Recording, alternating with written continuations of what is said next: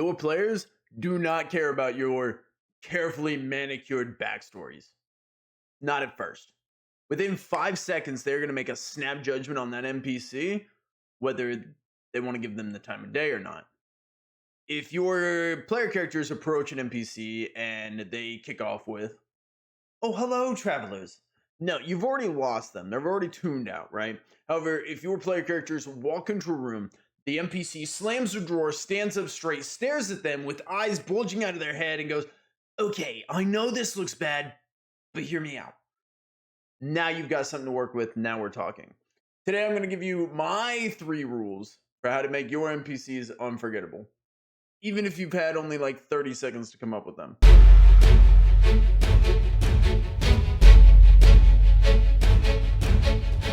Okay, so let's talk about why most NPCs fall flat. I'm going to be honest here. Most of us GMs, DMs, storytellers, we're all guilty of this, right? Especially early on. We introduce NPCs like exposition machines, which basically means they walk in, they dump a bunch of like quest info, world lore, maybe offer a job, drop a hook, and then they're gone. That's it, right? It's the bartender who says, "The Duke's men were in here last night, headed towards Black Hollow." Cool, helpful, but who is this guy, right? Why should we even care? What makes him stick? Right? If there's no emotion, no action, no presence behind the character, the players aren't going to remember them. Just plain and simple as that. They won't hate them, they won't like them, they'll just kind of move on. That's probably even worse. Let me give you a real example. I had an NPC named Granny Evelyn. Granny Evelyn took care of the flower beds. She was the gardener. She helped grow some of the plants and beautiful flowers in the flower beds outside of people's houses, right? So when the characters met her, she didn't have a grand quest or plot hook to deliver. What she did have was a flower crown that she had made. It wasn't special, it wasn't magical, it wasn't rare. I guess it was rare because it was her gift to one of the characters, just because she liked him. She was like, "You know what? You seem like a good kid. You seem like you have a good head on your shoulders. Here's this gift from me to you." It hooked them. From that point on, that character was like, "I will die for you." Granny Evelyn became a favorite. Meanwhile, I had an NPC who was fully fleshed out, had a backstory, had plot hooks, had connections. He offered something to the party that they were lacking. Right? He was built to become a companion that they could call on and utilize throughout the campaign. However, when they met him, his intro was lackluster. All right, it didn't give them anything to latch onto and get hooked by. It was more of a greetings, traveler type of intro. So the key takeaway here is that players don't remember information. What they do remember is emotion. Right? They remember how that NPC made them feel in the moment. You can always take the time to plan out the perfect backstory, but if the moment sucks, they're never even going to ask about it. Okay, so you know how they say you only get one first impression? Well, that's never more true than in a TTRPG. So if the first impression is what makes or breaks your NPC, let's talk about how to actually nail that. I've got 3 simple rules that I follow when introducing an NPC. And honestly, they've saved me more times than any prep document ever has. So rule 1, you want to start in motion, right? Don't describe what they look like, show what they're doing. An NPC standing behind the counter smiling politely. Forgettable. However, but one who's mid-argument or is stitching a wound or is slamming a scroll shut while muttering under their breath, that's someone the players want to know more about. Motion will create the moment.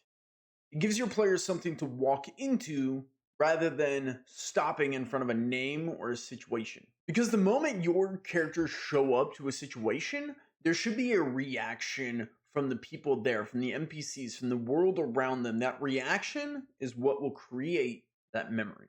Okay, so rule number 2, you want to lead with emotion, right? So you want to pair that motion with a mood. How does the NPC feel the second they're introduced. Are they furious, suspicious, joyful, but fake? Are they desperate and sweaty? Or are they furious? That emotional posture, it tells your players everything about how to approach them, right? Even if they say nothing. And it helps you improvise too. Because if you know this guy's pissed and trying not to show it, suddenly you don't need a script. You just stay in that emotional lane. Players will connect to the emotion faster than they ever will to dialogue.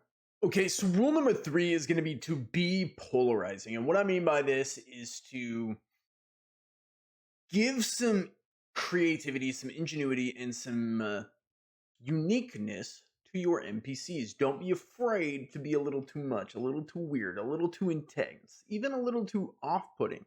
Don't try to make them likable. Your player characters will pick up on that. Instead, just try to make them real. The most forgettable NPCs are going to be the ones who stand in the middle. They're nice, they're helpful, but they're bland. The ones who make your players feel something.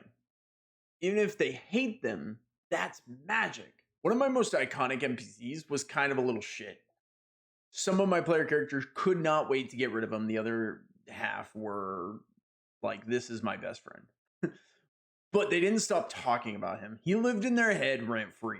That gives me power as a storyteller. So yeah, I would say start in motion, lead with emotion, be polarizing. Do those 3 things.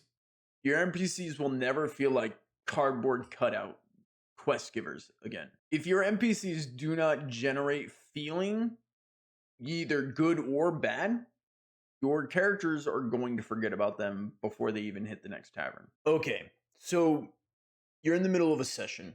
Your party has just walked into a new location. You've got no notes, no idea who the NPC is supposed to even be. You're on the spot. Here's the one question I always ask myself when I'm improvising. What's the first thing this NPC would do the moment the party enters the room? That's it. Not what their name is, not what their backstory is, not what they're going to say. Just what do they do right now? That one line instantly gives you a mood, a tone, a direction. It gives you, well, what it does is it gets you out of your own head and into the scene. He looks up quick, panicked. You're not the guards, are you? Boom. You've got urgency, mystery, maybe even guilt. She doesn't look up. She keeps writing. Faster. Faster. Now your players are like, okay, what's going on here? That's engagement. He sighs as he slams the drawer closed and mutters something under his breath. There, you've created tension and a relationship to the space around him.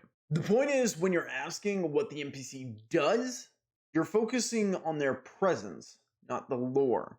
And presence is what's going to hook your players. Everything else, the accent, the name, the tragic war story, the missing parents, you can build that all later, right? But the moment they walk into the room, that's the moment that matters. Don't think about who they are. Think about what they do. So here's the bottom line. The best NPCs don't need paragraphs of prep. They don't need a custom accent, a perfectly crafted backstory, or even a subplot tied to ancient elven politics. They need a spark. They need a moment or a presence, a reason to exist inside that room when your player characters enter. That first impression, that, hello, is what your players will remember. Whether it's a scream, a sob, a fight, a lie, whatever it is, it has to land. Give your players something to respond to, and the rest will build itself. They'll start asking questions, making jokes, forming attachments. That's when the NPC is going to become real, and all you did was give it a proper entrance. So next time you're stuck mid-session and the NPC is about to show up, forget all the lore, forget the notes. Just ask, what are they doing right now? Start there, let the magic happen. All right, now I want to hear from you. Tell me about an NPC that you've made, or maybe one that you've met as a player that really stuck with the group, right? What was their entrance? What made them unforgettable? Was this something you planned, or was it kind of a happy accident? Drop it in the comments, or feel free to join our Dicebound Discord. You can always talk to us there. I love hearing this kind of stuff. We've all got that one NPC that may not have supposed to have been important, somehow ended up becoming the star of the campaign. And hey, if you like this, I've got more coming every Sunday. Hit like, share it with your table, and keep building better worlds. Later.